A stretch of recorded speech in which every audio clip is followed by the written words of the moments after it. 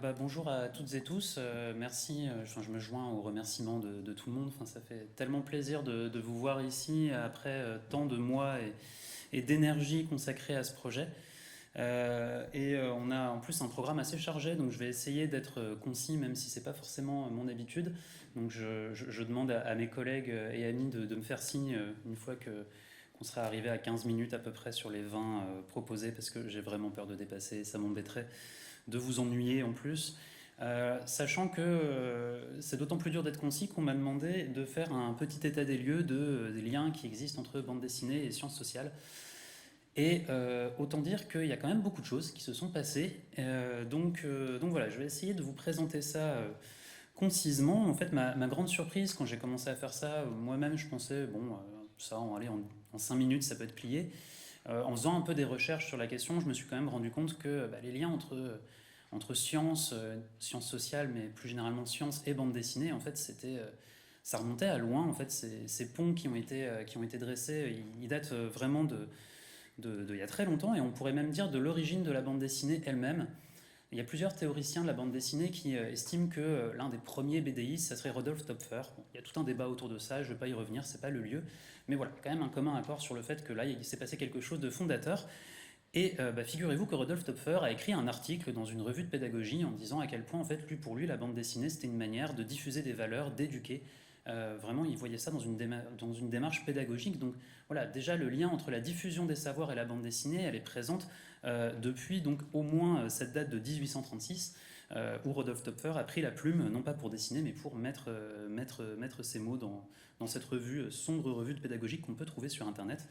Internet est magnifique pour les chercheurs et les chercheuses. Donc voilà, la bande dessinée très tôt, elle a été utilisée pour diffuser les savoirs, avant même donc qu'on parle de vulgarisation, que ce soit un terme qui soit à la mode, au point donc que les universitaires se sont rendus compte que c'était quand même un outil très précieux pour parler de leurs travaux, de leurs résultats de recherche, ou tout simplement pour donner un aperçu de leur métier, pour avoir un peu une initiation didactique à leur travail.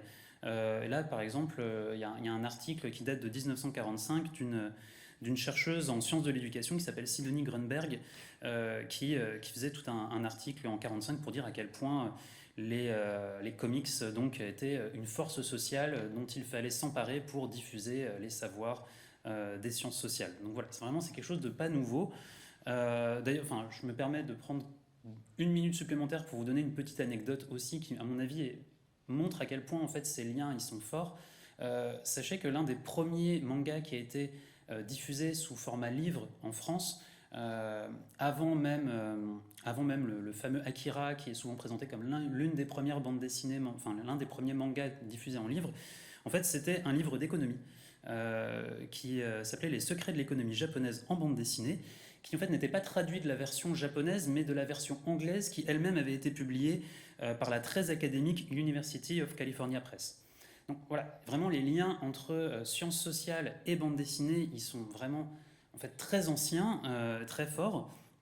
Et je pense qu'ils se sont beaucoup renforcés avec l'évolution de la bande dessinée elle-même, dans le sens où se sont développées au fil du temps d'autres démarches, d'autres manières de faire. Alors il y a plein de noms possibles, il y a la bande dessinée du réel, la bande dessinée documentaire et finalement même la bande dessinée autobiographique. En tout cas, il y a différentes manières de raconter qui ont fait écho aux chercheurs et chercheuses en sciences sociales en se rendant compte que en fait, les BDistes étaient capables d'avoir un discours sur le réel, d'avoir un discours sur la société qui les entourait, et que finalement leur travail n'était pas si éloigné de ce que eux-mêmes ou elles-mêmes pouvaient produire.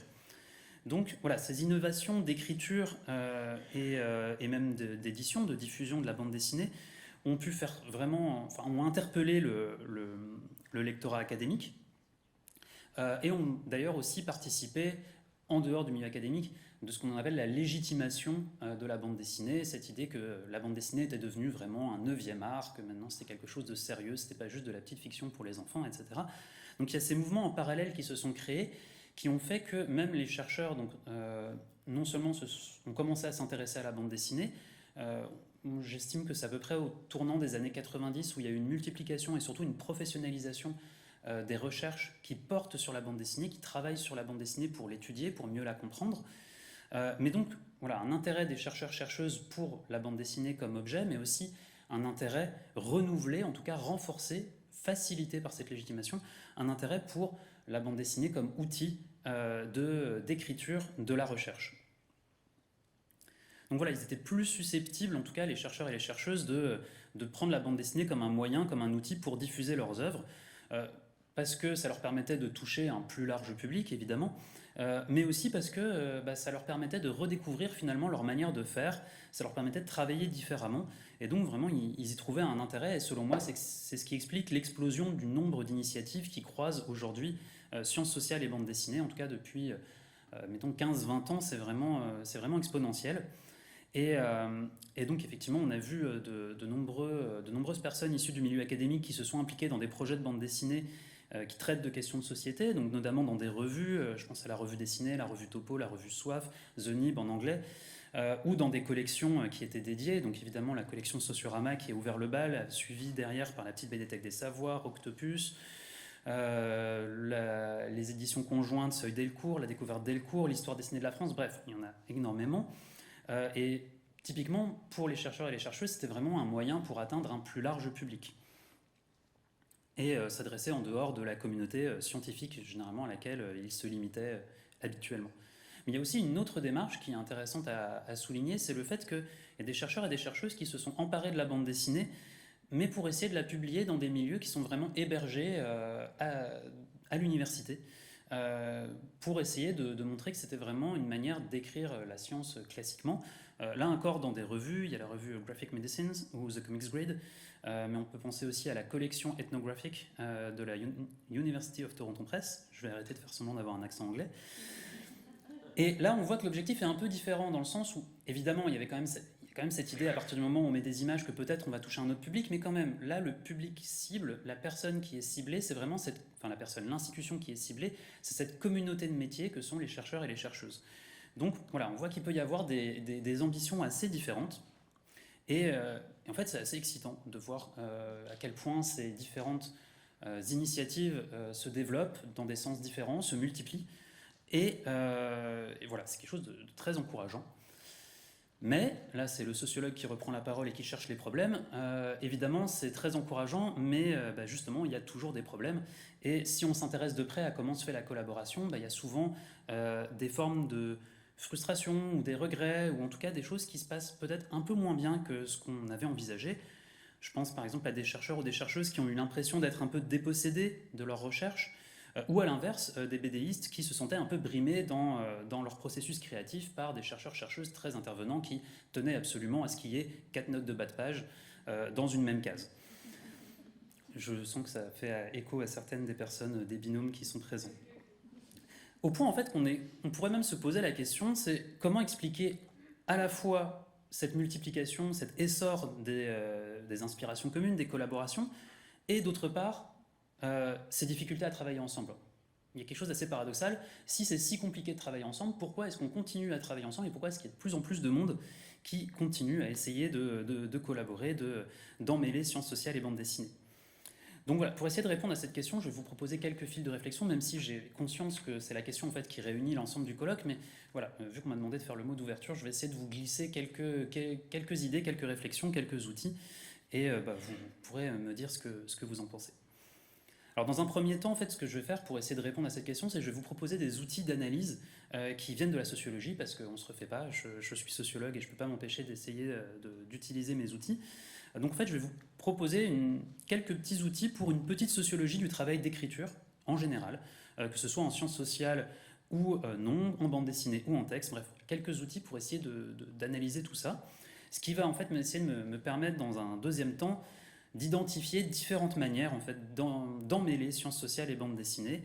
Alors pourquoi le faire? Pour en fait essayer de mieux les comprendre et aussi mieux comprendre les tensions qui peuvent en résulter et essayer de répondre à cette fameuse question de pourquoi est-ce qu'on continue à travailler ensemble si c'est si difficile. Alors voilà, je vais essayer de reprendre un peu mes outils de sociologue pour voir concrètement comment ça se passe l'écriture. En fait, pour ça, il faut comprendre qu'est-ce que c'est que l'écriture, que ce soit dans le milieu des sciences sociales ou dans le milieu de la bande dessinée. En fait, l'écriture, en sciences sociales comme en bande dessinée, c'est un exercice assez similaire dans le sens où c'est un exercice qui est professionnel. C'est-à-dire que c'est des gens qui ont pour objectif quand même d'être lus, d'être diffusés, et pour ça, pour être lus et diffusés, ils doivent être évalués par des personnes qui vont juger est-ce que leur travail il est bon ou est-ce qu'il est mauvais, est-ce qu'il mérite ou non d'être diffusé. Alors, pour juger justement de la qualité d'un travail, est-ce qu'il est bon, est-ce qu'il est mauvais, il y a plein de critères, ce qu'on appelle ce que moi j'appelle des critères d'évaluation. Par exemple, dans la bande dessinée, il y a des critères d'évaluation qui tiennent à la clarté du propos, à la maîtrise des codes graphiques et narratifs, à l'efficacité, au rythme, etc. Dans les sciences sociales, ça va être d'autres critères, le recours à des concepts, le positionnement politique, la vérification des données, la mise en intrigue, etc. Et donc, si on veut espérer d'être publié, et en tout cas de s'intégrer dans ce milieu professionnel, on doit connaître et maîtriser ces critères d'évaluation qui vont servir à juger notre travail. Et avec déjà une première difficulté, c'est que ces critères, ils sont nombreux et rarement explicités. Donc on doit réussir à les identifier, à les trouver, à les comprendre. Merci pour le temps. Et autre difficulté, donc déjà ils sont nombreux, ils sont implicites, et en plus souvent ils sont contradictoires. Par exemple, en bande dessinée, c'est très valorisé le fait d'innover, de créer des nouvelles manières, de trouver des nouvelles manières de mettre en scène, etc.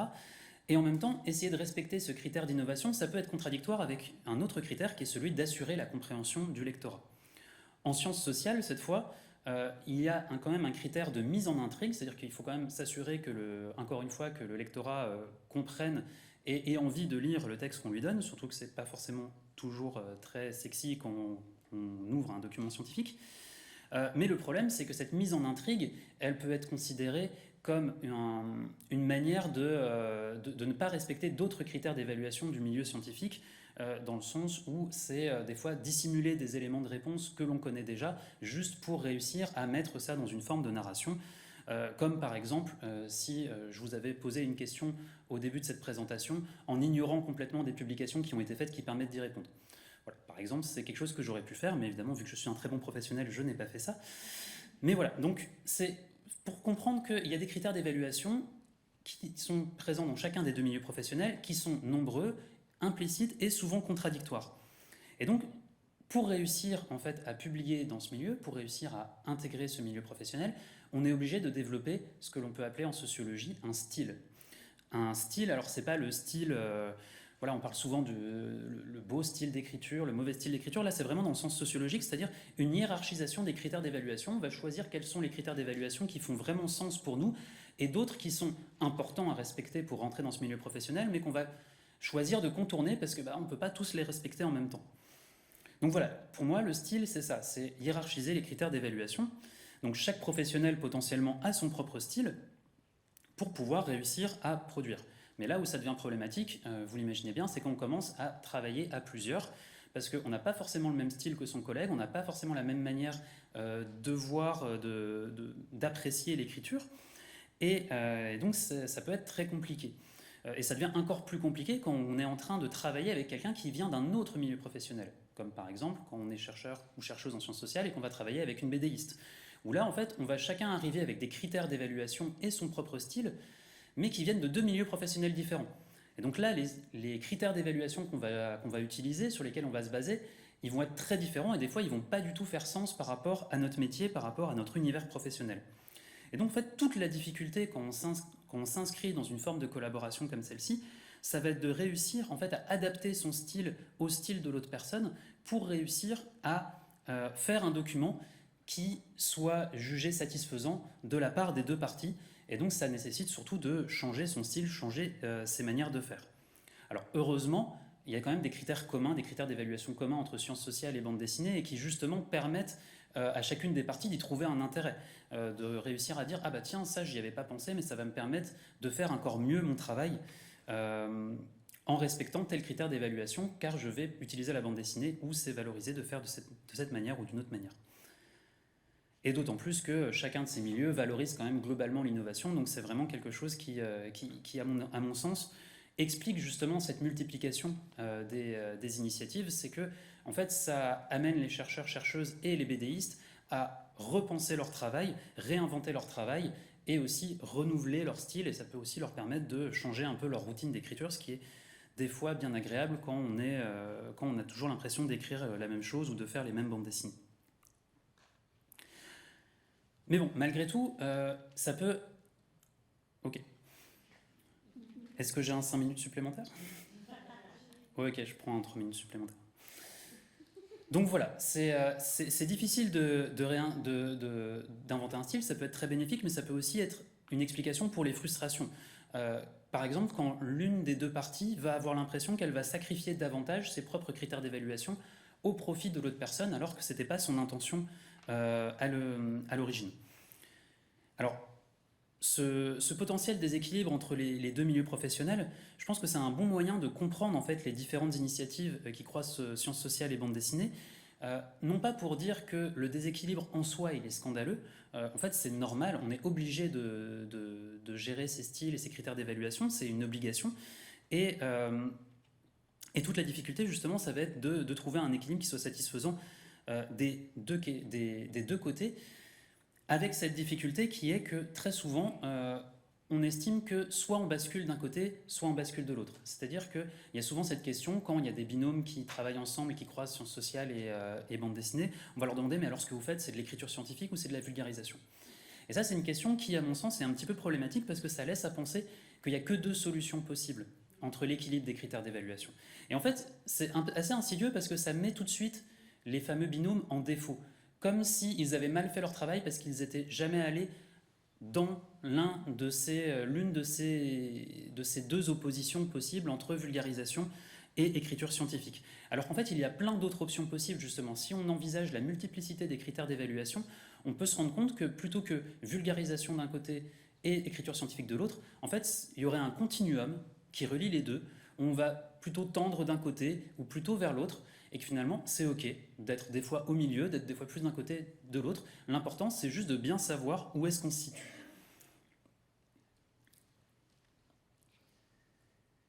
Donc voilà, et l'autre avantage, quand on sait où est-ce qu'on se situe, ou quand on sait où se situent les personnes qu'on est en train de lire, c'est que ça nous permet aussi de mieux les lire et de mieux les comprendre. Ce que je veux dire, c'est que ça serait assez absurde en fait de critiquer une bande dessinée sous prétexte que c'est pas de l'écriture scientifique si sa prétention première c'est de faire de la bonne bande dessinée. A l'inverse, ça serait vraiment ridicule de juger uniquement la qualité graphique et narrative d'un document qui se veut être un document scientifique publié dans une revue à comité de lecture, académique, etc. Donc voilà, pour moi l'intérêt c'est d'essayer de comprendre quelles sont les places qu'on peut occuper sur ce continuum. Pour donner un peu les mots-clés, pour moi, il y aurait d'un côté la bande dessinée d'inspiration, enfin inspirée des sciences sociales, et de l'autre côté, les sciences sociales dessinées. Et donc l'idée, c'est de réussir à se situer sur ce continuum. Et surtout, ça permet de mieux juger les projets, mais aussi de comprendre les frustrations dont je vous parlais tout à l'heure. Et là, pour ça, je vais essayer de vous prendre quelques exemples dans les X minutes qui me restent, dans les 2 minutes qui me restent. Ok.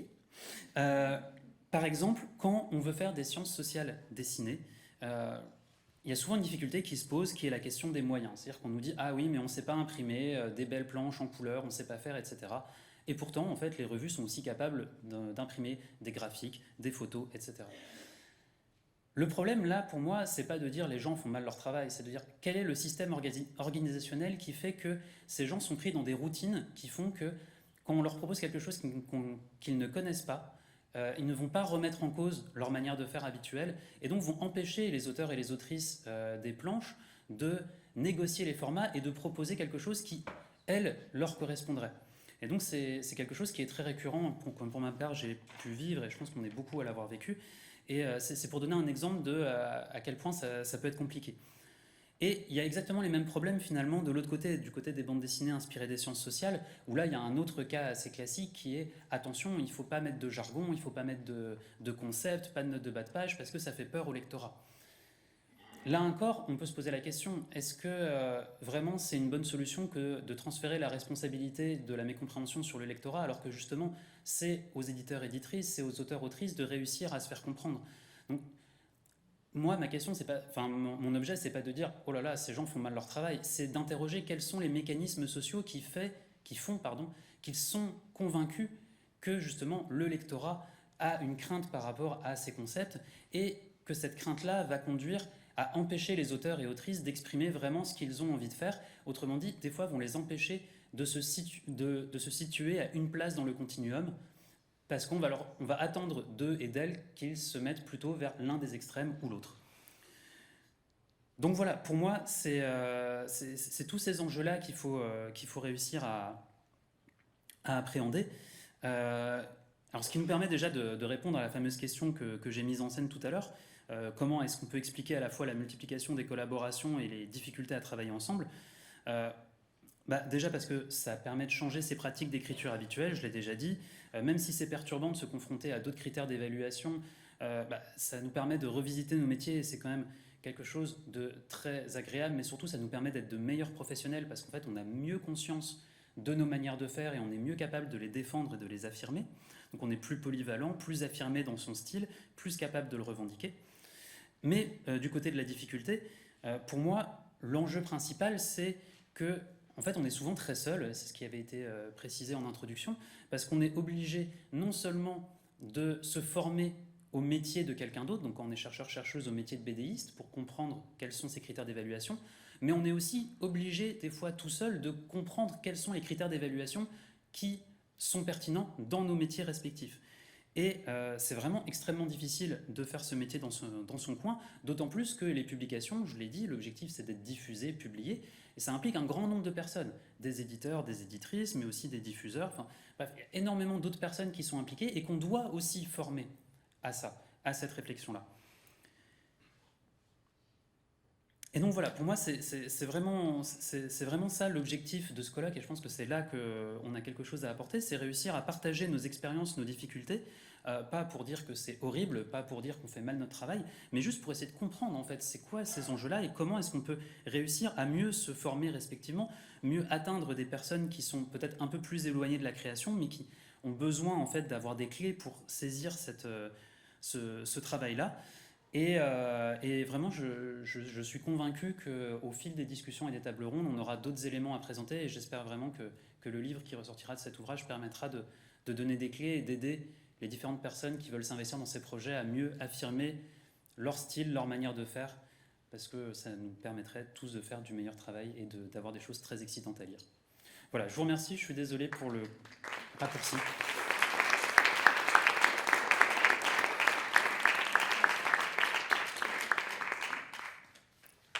Surtout que j'avais pas du tout l'idée que je serais debout derrière un pupitre. Est-ce qu'il y a des questions par rapport à ce qui vient d'être dit avant de passer à la suite? On a... Je peux aller au micro. Est-ce qu'on m'entend? Oui. Ok. Ça vous dérange pas? En sciences sociales, est-ce que le travail en sciences sociales vous permet aussi d'élaborer des narrations? Ça fait partie des fameuses références que je n'ai pas citées pour vous obliger à m'écouter jusqu'au bout. En fait, oui, il y a une énorme réflexion sur la place de la narration en sciences sociales, notamment en anthropologie. Il y a eu tout ce qu'on appelle un narrative turn, où en fait, des anthropologues se sont dit, mais en fait, on n'a pas le choix, on est obligé de mettre en récit ce qu'on est en train de raconter, avec des initiatives très fortes qui consistaient à assumer ça jusqu'au bout et à adopter d'autres manières d'écrire. Donc effectivement, en fait, je ne l'ai pas précisé dans la présentation, mais je suis convaincu que l'émergence de cette réflexion dans les années fin 80, début 90, fin 80 en Amérique du Nord, 90 en France, toujours le délai de traduction, vu qu'on n'est pas capable de lire en anglais. Non, je rigole, désolé pour mes collègues francophones. C'est enregistré, en plus, il ne faudrait pas que je dise des blagues.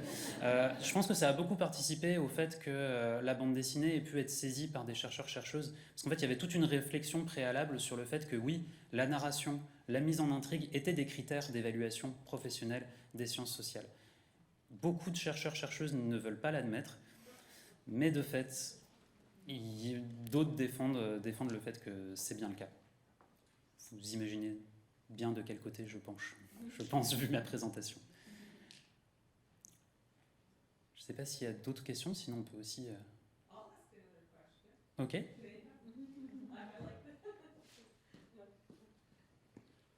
J'ai fait sciences sociales un peu, alors c'est une confession. Et avez-vous le fun, en tant que les BDistes, à illustrer les hypothèses, the dependent variables, the independent variables, les variables dans les hypothèses? Comment? C'est très intéressant de réfléchir les sciences sociales par les images et les images, les narrations picturaux ou les illustrations.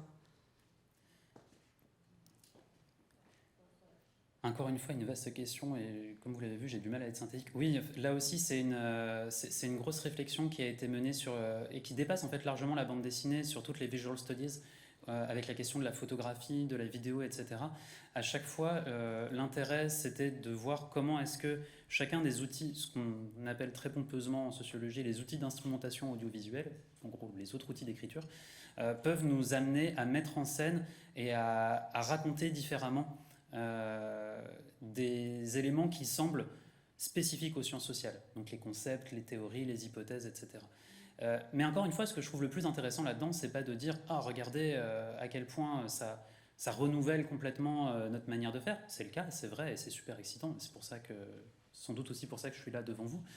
Mais c'est aussi de se rendre compte que le processus est exactement le même dans l'écriture tapuscrite.